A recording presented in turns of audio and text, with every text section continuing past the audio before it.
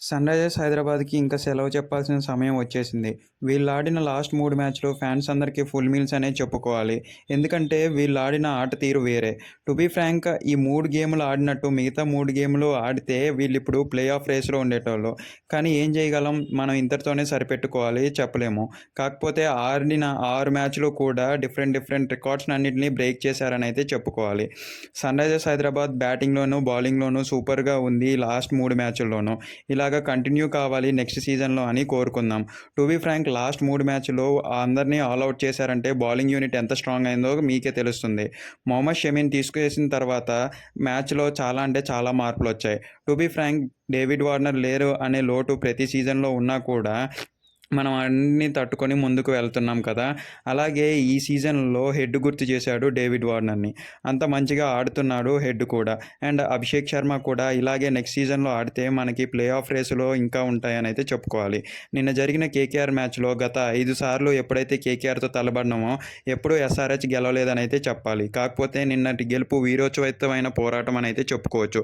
ఎందుకంటే కేకేఆర్‌ని all out చేసి 110 మార్జిన్‌తో గెలవటం అంటే మామూలు మాటలు కాదు. టు బీ ఫ్రాంక్ కేకేఆర్ నందిని ఓడించి ఎస్ఆర్హెచ్ ఒక పైచేయి సాధించిందనైతే చెప్పాలి. ఎప్పటి వరకు హర్షిత్ రాణాతో ఉన్న రివెంజ్ తీరిందనైతే అనుకోవచ్చు. నా బ్యాటింగ్ యూనిట్‌లోనూ చాలా మార్పులైతే జరిగాయి. ఓపెనర్స్ తర్వాత క్లాసన్ పైకి రావటం అండ్ 100 స్కోర్ చేయటం అదైతే ఆసమ్ అనైతే చెప్పాలి. అదీగాక ఇషాన్ కిషన్ మొన్న మ్యాచ్‌లోకి నుంచి ఫామ్‌లోకి రావటం, కన్సిస్టెన్సీగా స్కోర్ చేయటం, అదేగాక అనికేత్ వర్మ కూడా మంచిగా ఆడటం వల్ల మిడిల్ ఆర్డర్ కూడా స్ట్రాంగ్‌లో ఉంది ఎస్ఆర్‌హెచ్ టీమ్‌కి. సో, ఆ తర్వాత బౌలర్లు కూడా వాళ్ళ పని వాళ్ళు సరిగ్గా చేస్తున్నారనైతే చెప్పాలి.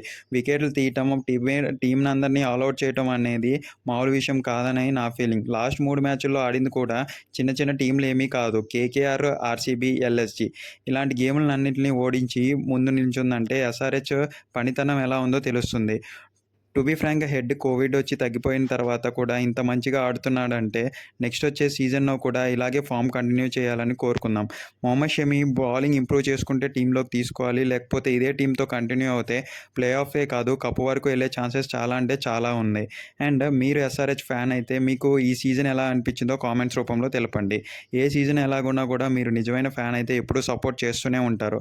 అండ్ ఈ సీజన్‌లో కొట్టబోయే టీం ఏదో మీకేమన్నా తెలుసుంటే కింద కామెంట్స్ రూపంలో తెలిస్తే దీన్ని ఒక ఫామ్ లాగా పెట్టి అందరం కూడా చూద్దాము ఏమవుతుందో. అండ్ మన టెలిగ్రామ్ ఛానల్ కింద డిస్క్రిప్షన్‌లో ఉంది. అక్కడ మీరెళ్ళి ఇమ్మీడియేట్‌గా జాయిన్ అయిపోతే అక్కడ మీకు డీల్స్ అమెజాన్, ఫ్లిప్‌కార్ట్, మింత్రా నుంచి 50-90% ఆఫ్ ఉంటాయి. ఎప్పుడైతే తక్కువ ప్రైస్‌లో రాంగానే మీరు ఇమ్మీడియేట్‌గా ఆర్డర్ పెట్టుకోవచ్చు. అండ్ మన వాట్సాప్ కమ్యూనిటీలో జాయిన్ అయిపోతే అక్కడ హెల్త్ రిలేటెడ్ ఇన్ఫర్మేషన్ అనేది చాలా అంటే చాలా ఉంటుంది. మీరు ఒక్కసారి జాయిన్ అయిపోండి అండ్ ఎప్పుడూ రిగ్రెట్ ఫీల్ అవ్వరు. అంతే గాయ్స్ ఈ సీజన్ అండ్ నెక్స్ట్ సీజన్‌లో కలుద్దాం. Okay until then bye. మన ఛానల్‌ని సబ్స్క్రైబ్ చేసుకోవడం మాత్రం మర్చిపోవద్దు. లైక్ చేసేయండి.